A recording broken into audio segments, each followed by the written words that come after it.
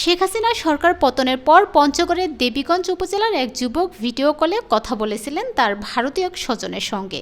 সেই কথার রেকর্ড বিকৃত করে ভারতীয় গণমাধ্যমে প্রচারের অভিযোগ উঠেছে। বৃহস্পতিবার সকালে নিজ বাড়িতে সাংবাদিকদের ডেকে এমন অভিযোগ তোলেন হিরেনচন্দ্র রায় নামে ওই যুবকের পরিবার। হিরেন রায়ের বাড়ি দেবীগঞ্জ উপজেলার টিমটিগঞ্জ ইউনিয়নের বলরামপুর প্রগতিপাড়ায়। তার বাবার নাম বসন্ত কুমার রায়।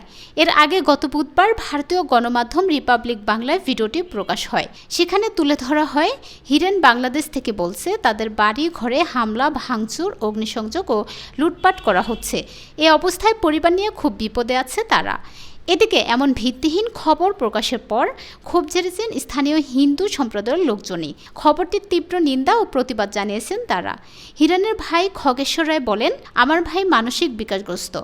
ভিডিও কলে ভারতীয় এক আত্মীয়র সঙ্গে কথা বলেছে, কিন্তু সেই কথাটা খবরে যাবে আমরা ভাবিনি, তাও আবার বিকৃতভাবে উপস্থাপন করে।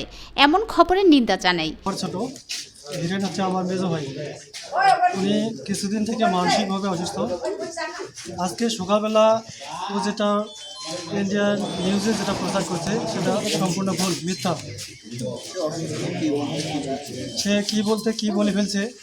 বাংলাদেশে এখনও অনেক ভালো আছি, এখনও আমাদের এলাকায় কোনো অপ্রীতিকর ঘটনা ঘটে নেই, আমরা সুস্থ আছি। আমি সাবেক ইউপি সদস্য, টেপরিগঞ্জ ইউনিয়ন ৯ নম্বর ব্লক। যে হীরেন্দ্রনাথ যে ভারতের আর বাংলা চ্যানেল তার যে স্টেটমেন্ট নিয়ে প্রচার করেছে, এটা আমি প্রতিবাদ জানাচ্ছি। তার একটু মানসিক সমস্যার কারণে এটা জানাইছে। আর আমরা এখানে হিন্দু, মুসলমান, বৌদ্ধ, খ্রিস্টান, এখানে হিন্দু সম্প্রদায় প্রায় ৩-৪ হাজারের ঊর্ধ্বে বলরামপুর এখানে থাকে, আমরাও থাকি। আমাদের কোনো সমস্যা নেই। এটা আন্দোলন গণ্ডগোল শহরে থাকে, আমাদের গ্রামে কোনো রকম সমস্যা নেই, কোনো রকম ত্রুটি নেই। তার জন্য আমি এটা বিশেষভাবে প্রতিবাদ জানাচ্ছি।